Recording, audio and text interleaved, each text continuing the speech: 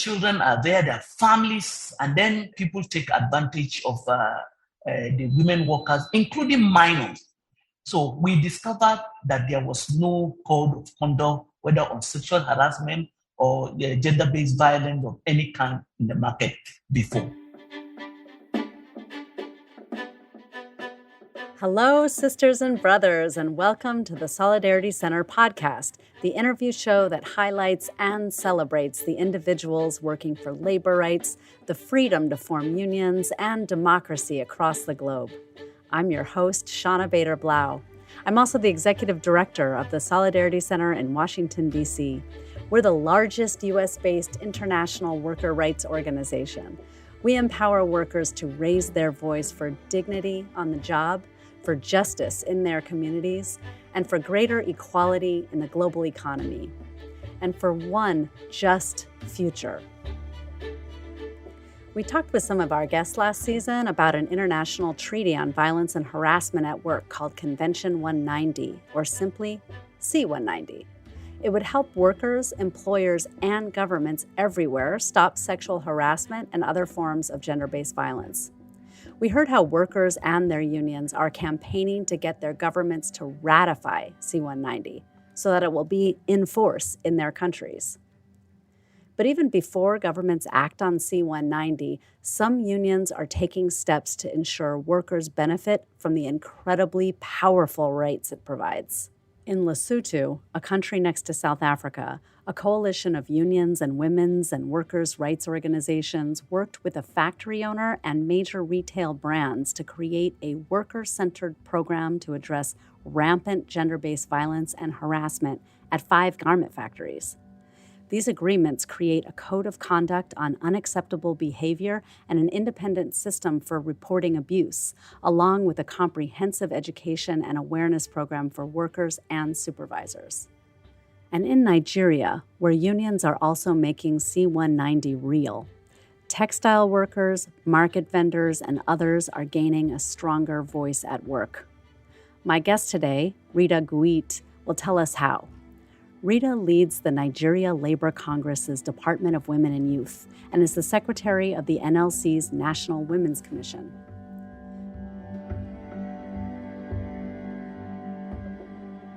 But before we begin, I want to mention a couple of our upcoming episodes.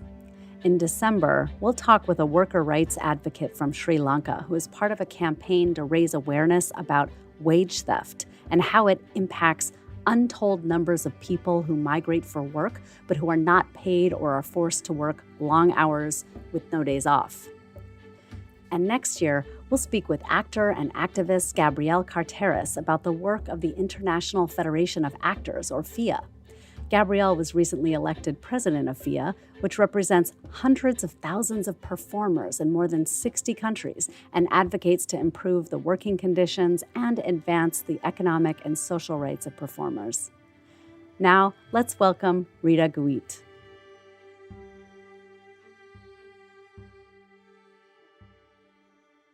Rita Guite in Nigeria with the Nigerian Labor Congress. Welcome to the podcast. Thank you very much, Sister Shauna. Over the course of this podcast, we've been doing a lot of coverage of Convention C190, the great new convention at the international level. It's a treaty that says there should be no more violence and harassment in the world of work. One thing we know is that violence and harassment exists in the world of work, and gender-based violence is extremely common in workplaces. You've been doing some surveys and speaking to workers in Lagos and Abuja. I know you spoke to maybe 900 workers or so. I wonder if you could tell us, what were some of the results of that survey? What did you learn when you talked to these workers? Yeah, first of all, I would say I'm excited being on this program.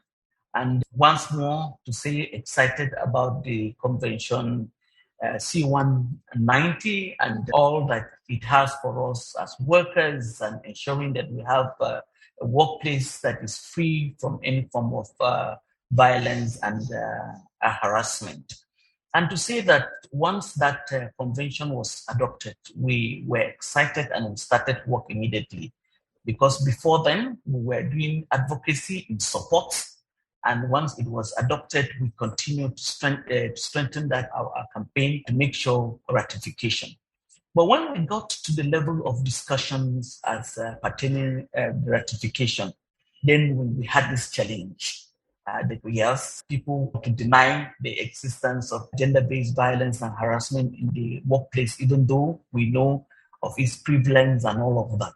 So we needed to do something to come out with some evidence to show that it exists. So we decided to do research with the support of the Solidarity Center and using the Lagos My 12th market. But the research, there were 19 women that went up for this research. At the end of the day, we were able to interview 919. We were consciously trying to break the silence of this gender-based violence and the lack of awareness that is there. The result that we found was really, really amazing, because we now discover that there is no place free from gender-based violence and harassment, that it existed in all. Because first, as the women together, we developed the questionnaire, we brought the questions that we wanted, and then we tested it. And the research results were amazing. No age or sector is free from the menace of gender-based violence. About 57.5% of the 919 women interviewed experienced gender-based violence at work. 57%, Rita. Yes, at work. And then about 52.2 had been threatened, either by text messages or verbally or on their way or to or from work. And we discovered all of that. And also one of the things that was also of importance to us that though this was happening, the level of reporting was low. So we also asked the question, why was the level of reporting low? And we found out that the women workers were afraid of losing their jobs, and they're also afraid of losing their relationship. And they also said before now, when they report, nothing is done. Nothing seems to be there. They thought it was not important.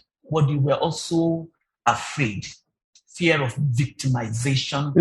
And also we also found out that 1 out of every 5 women interviewed did not report because they were confused.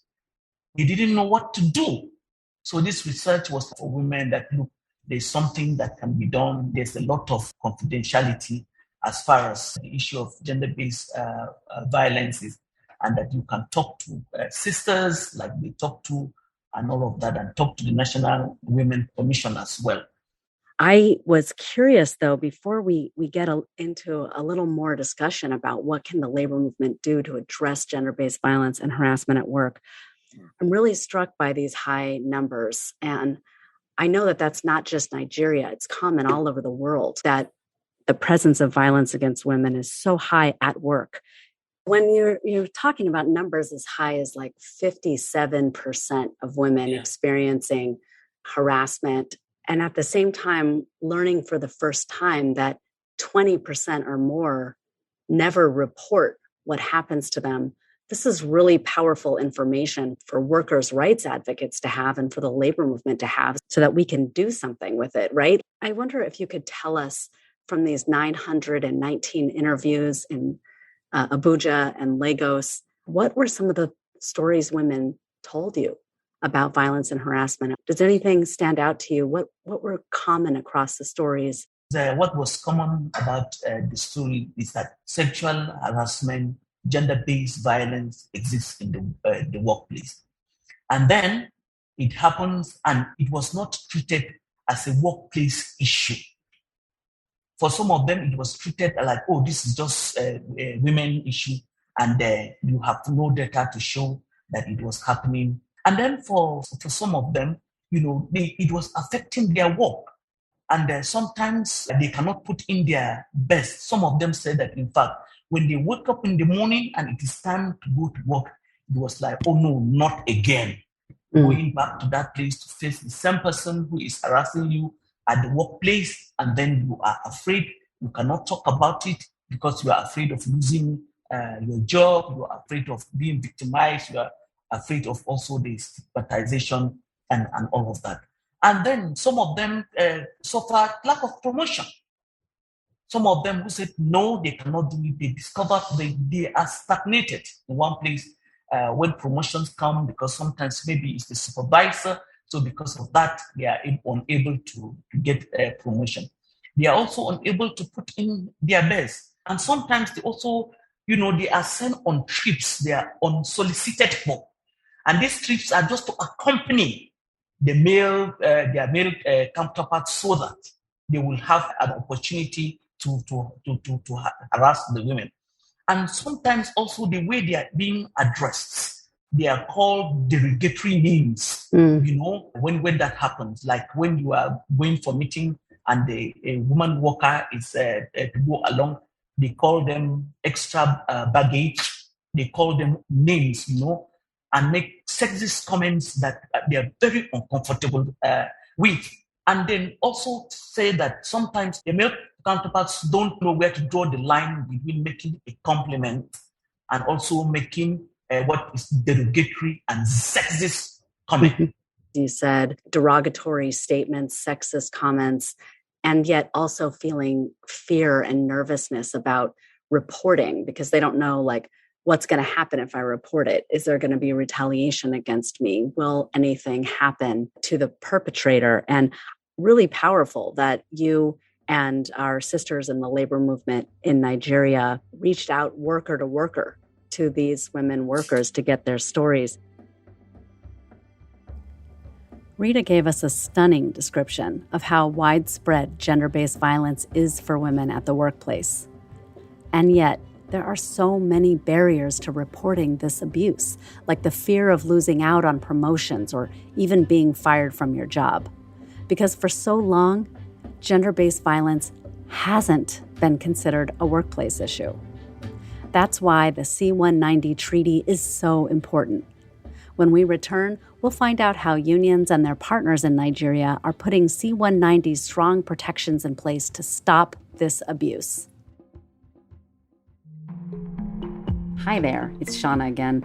I just wanted to take a minute to invite you to check out Radio Labor, the international labor movement's radio service. Radio Labor produces daily newscasts about union events and issues, and it also produces special programs to support labor campaigns around the world. Check out Radio Labor at radiolabor.net and find out more about worker rights struggles around the world and how the movement is supporting their efforts for decent wages, fair treatment, and strong communities. Follow and subscribe at radiolabor.net.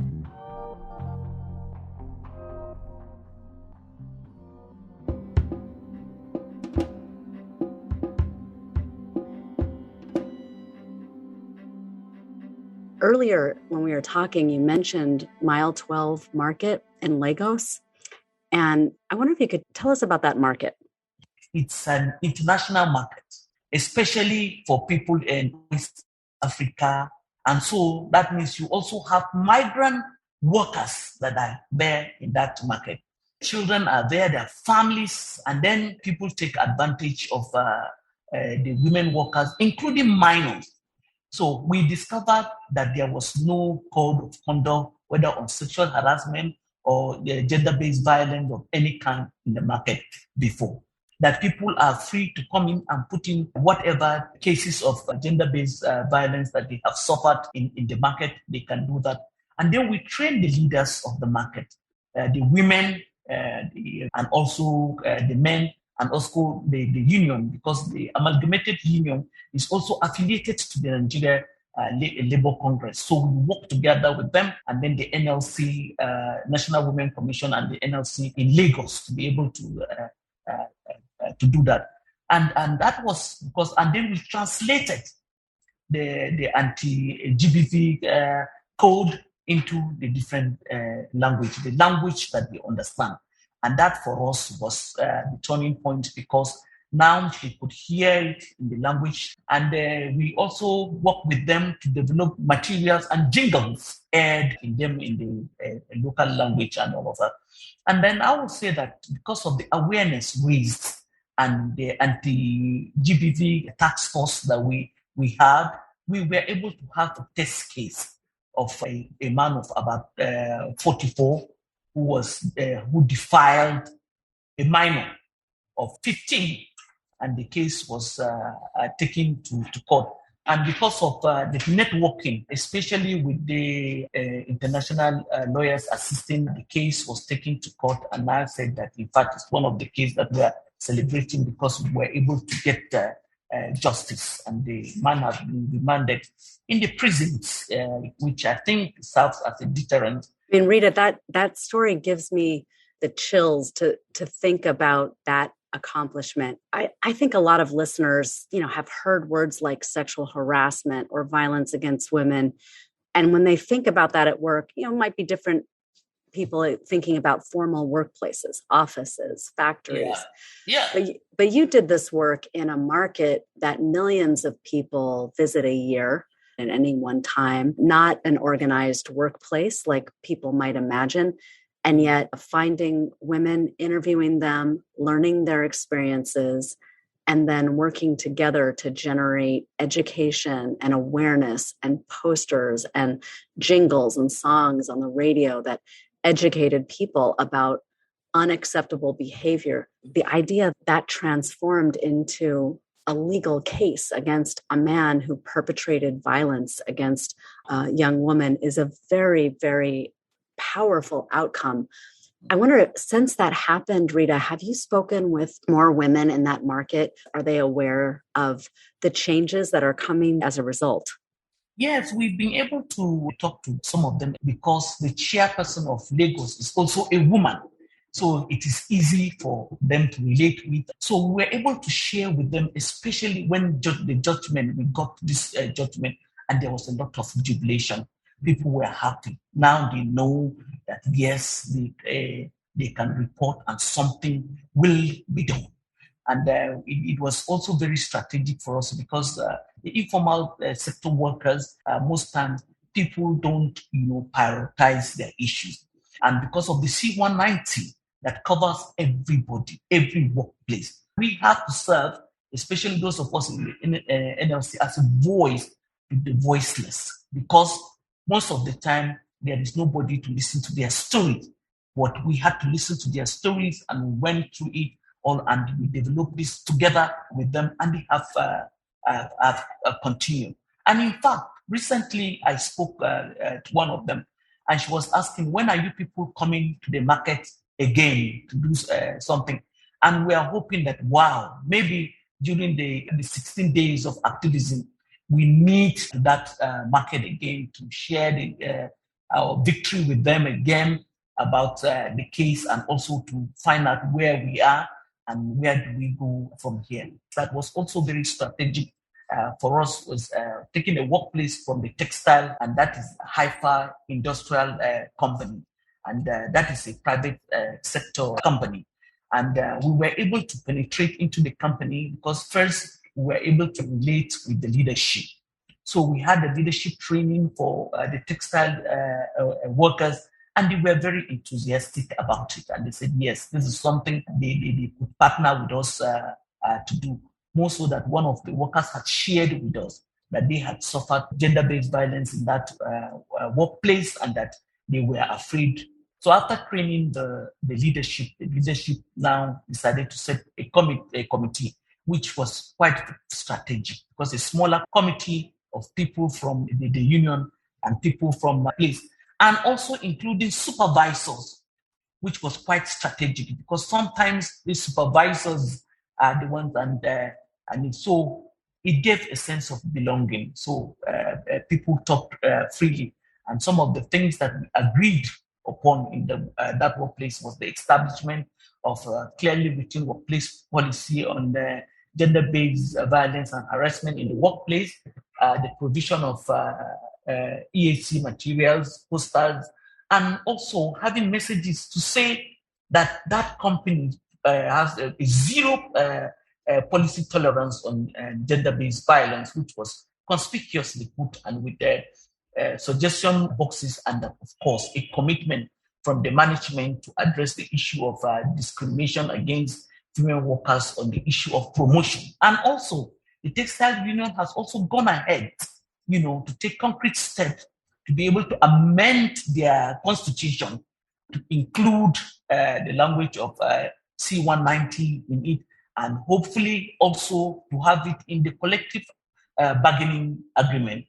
It's really important that we're talking about these concrete examples of ways that workers in a formal workplace like a factory or in an informal workplace like a market, in either case, unions and worker advocates are coming together to talk to women, understand their real stories, their real experiences, and then make concrete change. That's the dream of these international treaties like Convention C190 to eradicate violence and harassment in the world of work. It's that we make those dreams that are in those global treaties and those global agreements, that we make them real and concrete for workers on the ground. And only unions can do that. Unions talking directly with workers about their experiences and finding ways to fix it, to stop this horrible human rights abuse that is violence against workers, and especially including gender-based violence. And Rita, it takes me back a little bit earlier in this interview when you were talking about the methodology that you used to learn about what was happening with workers in your 900 interviews. And I just want to ask you, like, these stories you're sharing about what women experience at work, the threats, the demeaning words, the fact that fear and intimidation keeps them from reporting.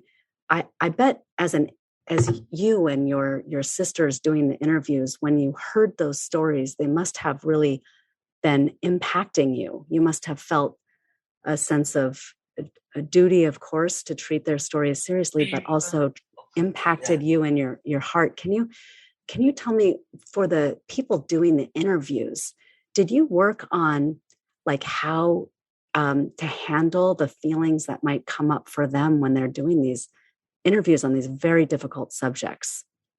Yeah, thank you very much, Shona, for asking that question.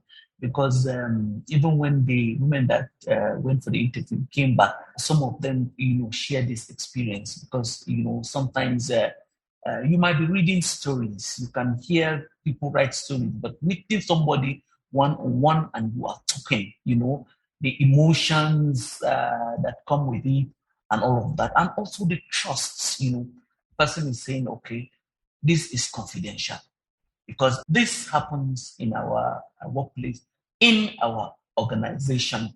But I don't want them to know that I am the one that shared this experience. But if it is coming as a collective from the women workers, then it's something that we would be comfortable talking about it. And this is very, very important. So at least that level of trust has been established. And also, most importantly, that spirit of sisterhood that, we're building trust. When we get this information, and yes, when eventually C190 is ratified in Nigeria, it is going to be implemented. Because these are some of the concerns that raised, and that we have also shared with the leadership of the NLC. And that is why we are taking concrete measures to say, while we wait for the ratification, there are things that we need to do. We are thinking globally, but we are acting locally. Because what is it that works for us as Nigerian women workers? And what works in Union A might not work in Union B. And that is why we have to pick out what works in the public sector union, private sector union, and the informal sector union. So a blend of all these will come with strategies that will really address gender-based violence in the workplace, because this is a worker-specific issue. It's coming from we, the workers ourselves. It is not somebody who is coming from somewhere to tell us. We are telling our stories by ourselves. Rita, what you're describing is so powerful. This is a form of repression, of silencing women. It's repressive and discriminatory, and unions are about liberation and freedom and equality. And when we're able to directly address violence and harassment in the world of work, we are playing our true role in helping bring about decent work with dignity. And Rita, what inspires you? Like, I know you've been doing this work for a long time. You're a really important feminist labor leader in the country, in the region. What has inspired you to do this work all these years? Yeah, first of all is that I feel really excited that I'm working together with other sisters because I feel strong when I see the other women around in our campaigns, in the negotiations that we do, and now I can also see women breaking grounds in terms of even getting to the top, which is so important because once they are the apex leadership, they are also able to put our issues strongly to say that yes, this we are getting results, we are getting there slowly but surely, and that also is an inspiration for me. Well, in no small part because women like you are leading the way for the rest of us, and I just really want to honor and lift that up and thank you for sharing this absolutely inspiring story. Before we close, is there anything else that we didn't talk about that you'd like to share with our listeners? Yeah, one of the things that I really found a project, the research, and the campaign for the ratification of C190 that we've done is to be able to link up with other civil society groups, other NGO of like mind, but also most importantly and strategically, it's the media. We have been able to break through with the media, and now they understand the way we work, the rights, the way we want it done, because they now have a better understanding. And the most interesting part of it is that most of them are men. So it is not like they are women, but they are men because they understand the issues, though they go with it. And sometimes they come on their own in the office and to meet me and say, Rita, how far? Is there anything? Are we making progress? What else are we doing? And then I also want to say that the NLC National Women Commission has been in the front line for the campaign for the ratification of C190 in Nigeria. It is not yet there, but we are hopeful that it's going to be done. And this, even the Ministry of Women Affairs, the Ministry of Labor and Employment, the Ministry of Justice, and even the Work Organization, testify that. They said, in fact, the people that have really been in the forefront for this is the NLC women.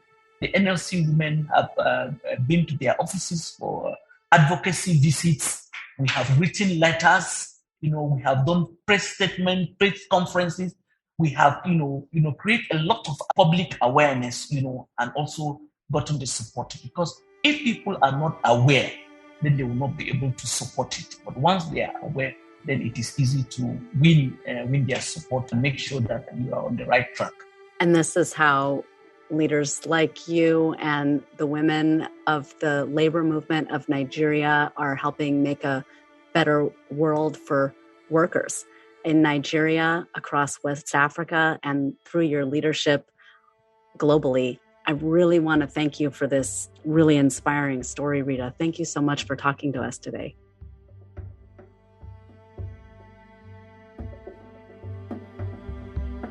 Sexual harassment and other forms of gender-based violence at work are widespread. But as Rita showed us, unions have a vital role in addressing and preventing it through education, training, and action. Backed by the collective strength of their unions and empowered with the knowledge and tools to stop this form of discrimination and repression, workers are ensuring their workplaces are safe, their voices are heard, and all workers are treated with the dignity and the respect they deserve. Thanks again to my sister Rita Guite, an inspiring leader in the struggle to achieve gender justice and gender equality, a dedicated advocate for the right of all workers to safe, violence-free workplaces. You can follow and subscribe to the Solidarity Center podcast on Apple Podcasts, Spotify, or wherever you find your shows. Learn more about the Solidarity Center at solidaritycenter.org and follow our social media on Facebook, Twitter, and Instagram. The Solidarity Center podcast is a member of the Labor Radio Podcast Network, and our show is produced and engineered by Adam Yaffe. A special thanks to the staff of the Solidarity Center who assisted with this podcast. In more than 60 countries around the world, we work to ensure a righteous future for workers. Dignity, freedom, equality, and justice.